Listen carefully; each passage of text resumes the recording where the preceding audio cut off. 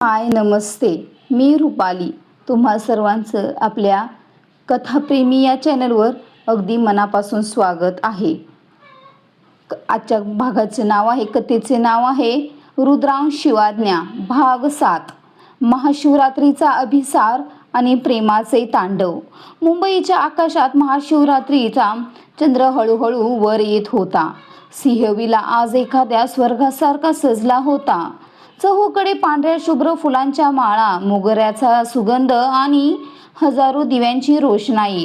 पण या सर्वांपेक्षा जास्त तेज जर कुठे असेल तर ते रुद्रप्रताप सिंहच्या डोळ्यात होतं, जे आज केवळ आणि केवळ त्यांच्या शक्तीला म्हणजेच गौरीला शोधत होतं. ब्रह्ममुहूर्ताची वेळ होती. संपूर्ण बंगल्यात शांतता होती. फक्त दूर कुठेतरी महामृत्युंजय मंत्राचा सौम्य आवाज ऐकू येत होता. गौरीने पहाटे लवकर उठून स्नान उरकले होते. ओले केस पाठीवर मोकळे सोडून ती रुद्राच्या खोलीतील शिवमंदिरासमोर बसून फुलांची माळ गुंफत होती. तिच्या अंगातून चंदनाचा आणि ओल्या केसांचा एक नैसर्गिक सुगंध दरवळत होता. रुद्राला जाग आली ती गौरीच्या आवाजातील त्या गोडव्याने. तो बेडवर उठून बसला आणि त्याने समोरचे दृश्य पाहिले. पहाटेच्या त्या धूसर प्रकाशात गौरी एखाद्या अप्सरेसारखी दिसत होती. रुद्राने हळूच बेडवरून खाली उतरून गौरीच्या मागे जाऊन उभा राहिला. त्याने आपले हात तिच्या खांद्यावर ठेवले.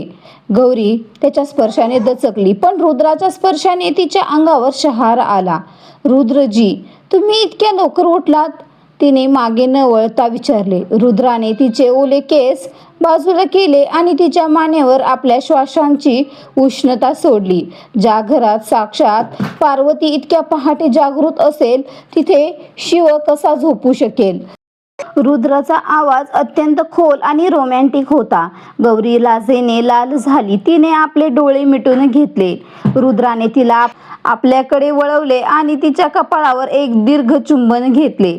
आजचा दिवस खूप खास आहे गौरी. आजच्या दिवशी शिवाने पार्वतीचा स्वीकार केला होता आणि आज मी जगासमोर सांगणार आहे की तू माझ्यासाठी काय आहेस. रुद्राने तिचा चेहरा आपल्या हातांच्या ओंजळीत घेतला. त्याच्या अंगठ्याचा स्पर्श तिच्या ओठांना झाला आणि गौरीचे पाय थरथरू लागले. रुद्राने तिला आपल्या मिठीत घेतले. तो स्पर्श आता फक्त पती पत्नीचा नव्हता, तर दोन जीवांच्या मिलनाची ती सुरुवात होती. मी आजवर व्यवसायात अनेक करार केले गौरी, पण तुझ्याशी झालेली ही गाठ माझ्या आयुष्यातील सर्वात मोठी उपलब्धी आहे. तो तिच्या कानाशी कुजबुजला.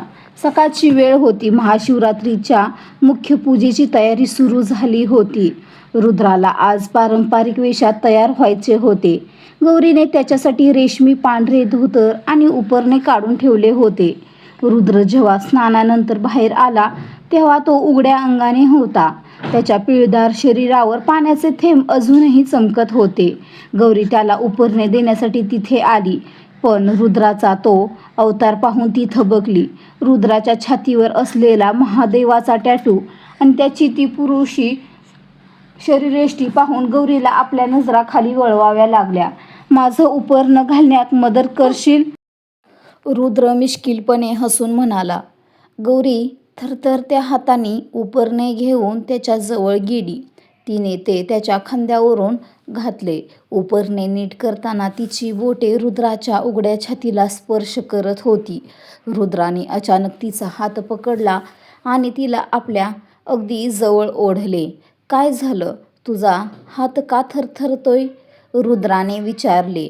काही नाही, ते तुम्ही खूप वेगळे दिसताय आज, गौरी चाचरत म्हणाली. रुद्राने तिचा हात आपल्या हृदयावर ठेवला.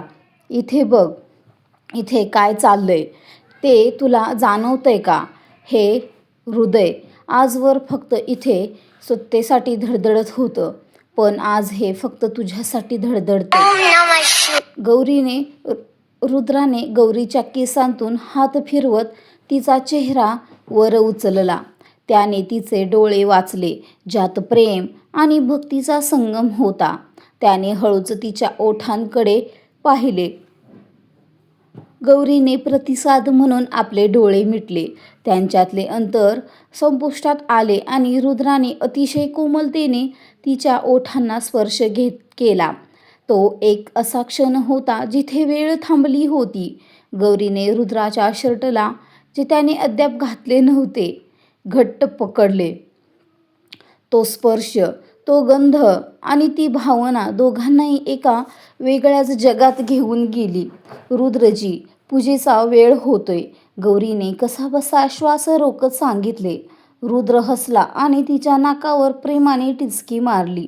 जा, तयार हो. मला माझी राणी आज सर्वात सुंदर हवी आहे. दुपारची वेळ झाली. सिंहविलाच्या अंगणात भव्य यज्ञाची तयारी झाली होती. शेकडो ब्राह्मण मंत्रोच्चार करत होते. आजोबा विक्रमसिंह समाधानाने हे सर्व पाहत होते. पण या मंगल वातावरणाबाहेरील गेटवर विक्रांत आणि आर्यांचा भयानक प्लॅन सुरू होता. विक्रांतने एका सुरक्षा रक्षकाचा वेश परिधान केला होता. सगळीकडे स्फोटकं लावली होती. त्याने आर्यनला विचारलं, हो विक्रांत भाई, यज्ञाच्या कुंडात जसा मुख्य अग्नी दिला जाईल तसा संपूर्ण बंगला हवेत उडेल आणि त्या गोंधळात आपण गौरीला पळवून नेऊ. आर्यनने क्रूरपणे उत्तर दिले. विक्रांतने लांबून गौरीला पाहिले. ती पिवळ्या रंगाच्या नऊवारी साडीत, अंगावर सोन्याचे दागिने आणि कपाळावर चंदनाचे गंध लावून बाहेर येत होती. तिचे सौंदर्य पाहून विक्रांतच्या मनात सुडासोबतच वासनाही जागी झाली. ती मुलगी फक्त रुद्राची नाही तर आता माझी शिकार असेल. संध्याकाळचा महाअभिषेक संध्याकाळ झाली. महाशिवरात्रीचा मुख्य सोहळा सुरू झाला. रुद्राने आणि गौरीने एकत्र बसून महादेवाचा अभिषेक सुरू केला. रुद्र जेव्हा ओम नमः शिवाय चा जप करत होता तेव्हा त्याच्या आवाजात एक वेगळीच शक्ती होती. अभिषेक करताना दोघांचे हात पुन्हा एकदा पंचामृताच्या पात्राला लागले. रुद्रने गौरीकडे पाहिले आणि तिचा हात आपल्या हातात घेतला. त्याने वाकून तिच्या हाताच्या तळव्यावर एक मुक्का घेतला. पूजेच्या मांडवात असा रोमॅन्टिक क्षण पाहून गौरी लाजेने गोरीमोरी झाली. पण रुद्राला आज कशाचीच पर्वा नव्हती. आजच्या या पवित्र अग्नीच्या साक्षीनं मी तुला वचन देतो गौरी, की तू माझ्या आयुष्याची ध्रुवतारका आहेस. तुला कधीही काहीही होऊ देणार नाही. रुद्र यज्ञाच्या ज्वालांकडे पाहतच म्हणाला. यज्ञाचा धूर हवेत विरत होता. मंत्रांच्या आवाजाने संपूर्ण परिसर पवित्र झाला होता. पण अचानक रुद्राच्या तीक्ष्ण नजरेला काहीतरी विसंगत दिसले. त्याने पाहिले की गेटवर असलेला एक सिक्युरिटी गार्ड सतत त्यांच्याकडे पाहत आहे आणि त्याच्या हातात एक रिमोट कंट्रोल आहे. रुद्राचा संशय इकडे बळावला. त्याने हळूच अमनला इशारा केला. अमन, गेटवरच्या त्या माणसाला चेक कर. काहीतरी गडबड आहे. यज्ञ पूर्ण झाला आणि रुद्राने गौरीला आरतीसाठी उभे केले. जसा रुद्राने आरतीचा दिवा हातात घेतला तसा विक्रांतने रिमोटचं बटन दाबण्याचा प्रयत्न केला. पण रुद्राने क्षणात आरतीचा दिवा गौरीच्या हातात दिला आणि तो चित्त्याच्या वेगाने विक्रांतच्या दिशेने धावला. रुद्रजी, गौरी जोरात ओरडली. रुद्राने विक्रांतला हवेतच पकडले. दोघांमध्ये जोरदार झटपट सुरू झाली. विक्रांतने लपवलेले पिस्तूल बाहेर काढले. पण रुद्राने त्याचा हात असा मुरगळला की गन खाली पडली. तुला वाटलं होतं माझ्या घरात येऊन तू माझ्या कुटुंबाला संपवशील. रुद्र गरजला. त्याने विक्रांतला एकामागून एक ठोके दिले. तेवढ्यातच आर्यनने मागून येऊन गौरीच्या गळ्याला चाकू लावला. थांब रुद्र, जर एक पाऊल पुढे टाकलंस तर या पोरीचा गळा चिरून टाकीन. संपूर्ण हॉलमध्ये शांतता पसरली. पाहुणे सैरावैरा धावू लागले. गौरीच्या डोळ्यात भीती होती, पण तिने रुद्राकडे पाहिले. रुद्राचे डोळे आता साक्षात मृत्यूचे रूप धारण करत होते. आर्यन, तिला सोड. तुझा संघर्ष माझ्याशी आहे, तिच्याशी नाही. रुद्र शांत पण भयंकर आवाजात म्हणाला. नाही, मला हे साम्राज्य हवंय आणि आता ही गौरी माझ्यासोबत येईल. जर तुला हिला जिवंत बघायचंच असेल तर सर्व संपत्ती माझ्या नावावर कर, आर्यन ओरडला. गौरीने पाहिले की रुद्राच्या हातात महादेवाच्या त्रिशूळाची एक प्रतिकृती आहे, जी पूजेसाठी तिथे ठेवली होती. तिने रुद्राला इशारा केला. रुद्राने क्षणाचाही विलंब न लावता तो त्रिशूळ आर्यनच्या दिशेने फेकला. त्रिशूळ आर्यनच्या खांद्याला लागला आणि तो कळवळीने खाली पडला. रुद्राने झटकन जाऊन गौरीला आपल्या कुशीत घेतले. तू ठीक आहेस ना? त्याने तिचे तोंड तपासले, तिचे केस नीट केले. त्याच्या डोळ्यात गौरीसाठी असलेली ती काळजी पाहून तिथे उपस्थित असलेले सर्व लोक भावूक झाले.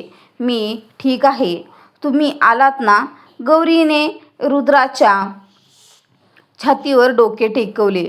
पोलीस तिथे पोहोचले आणि त्यांनी विक्रांत आणि आर्यनला बेड्या ठोकल्या. स्फोटकं निकामी करण्यात आली. महादेवाच्या कृपेने एक खूप मोठे संकट टळले होते. सगळा गोंधळ संपल्यानंतर रात्रीच्या वेळी रुद्र आणि गौरी आपल्या खोलीच्या बाल्कनीमध्ये उभे होते. चंद्र पूर्ण प्रकाशला होता. हवेत एक थंड गारवा होता. रुद्राने मागून येऊन गौरीला मिठीत घेतले. त्याने तिचे दोन्ही हात आपल्या हातात गुंफले. गौरी, आज मी तुला गमावलं असतं तर मी स्वतःला कधीच माफ करू शकलो नसतो. गौरीने वळून रुद्राच्या गळ्यात हात घातले. तुम्ही मला कधीच गमावणार नाही रुद्रजी. महादेवाने आपल्याला जोडलं आहे आणि आज मला समजलं की तुम्ही फक्त माझे पती नाही तर माझे रक्षक आहात. रुद्राने तिला आपल्या हातावर उचलून घेतले आणि बेडवर नेले. त्याने तिचे दागिने हळूवारपणे काढायला सुरुवात केली. आजची रात्र आपल्या नवीन आयुष्याची सुरुवात आहे. कोणताही करार नाही, कोणतीही सक्ती नाही, फक्त तू आणि मी. रुद्राने तिच्या कपाळावरून, गालांवरून आणि शेवटी तिच्या ओठांवर आपले प्रेम व्यक्त केले. त्या रात्री सिंहविलामध्ये फक्त दोन आत्म्यांचे मिलन नाही झाले, तर भक्ती आणि प्रेमाचा एक नवीन इतिहास लिहिला गेला. रुद्राचा तो CEO रुबाब आता पूर्णपणे एका हळव्या प्रियकरात बदलला होता. बाहेर पावसाच्या काही थेंबांनी जमिनीचा गंध दरवळला. जणू निसर्गही या जोडीच्या प्रेमावर अभिषेक करत होता. क्रमशः कशी वाटते कथा कमेंटमध्ये सांगायला विसरू नका.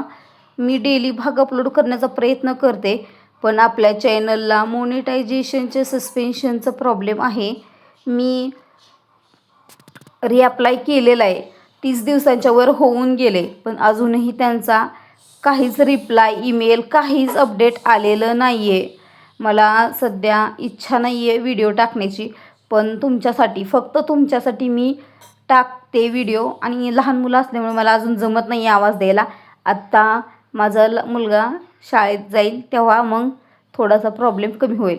तर सर्वांना एकच विनंती आहे की प्लीज तुम्हाला कथा जर वाचायला आवडत असेल तर तुमच्या फॅमिली, फ्रेंड्स आणि मित्र सर्वांना जास्तीत जास्त शेअर करा आणि मला सबस्क्राईब करा. आणि एका छोटा शब्द, एक छोटा इमोजी कमेंट केला तरी खूप आवडेल. आणि होता होईल तेवढे जास्त कमेंट करा. तुमच्या प्रतिक्रिया कमेंट्समध्ये कळवा. धन्यवाद.